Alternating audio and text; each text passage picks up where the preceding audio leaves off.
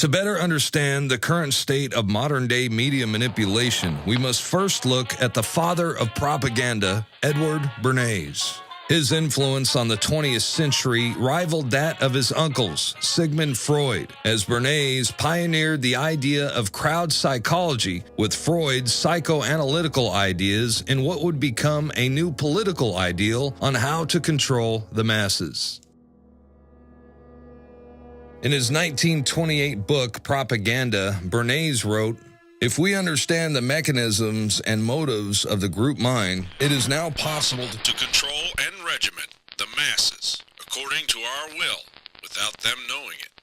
He called it the engineering of consent and proposed that those who manipulate this unseen mechanism of society constitute an invisible government, which is the true ruling power of our country.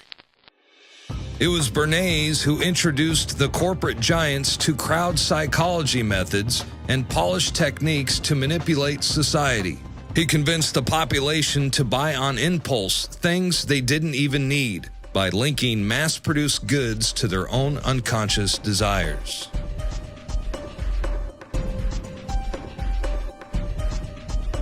The tobacco industry hired Bernays to persuade women to take up smoking, and the Alcoa Aluminum Company asked him to drive the campaign for the national fluoridation of our water supply. A consumerist culture was born, and the U.S. government took notice. In addition to famous corporate giants, Bernays also began working for the federal government.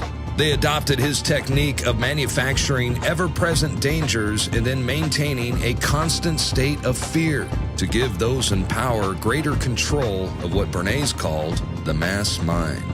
Edward Bernays, who's the father of modern advertising and propaganda, he literally wrote the book Propaganda. Joseph Goebbels, on record, the Nazi propaganda minister, used a lot of his information and twisted it to his own designs.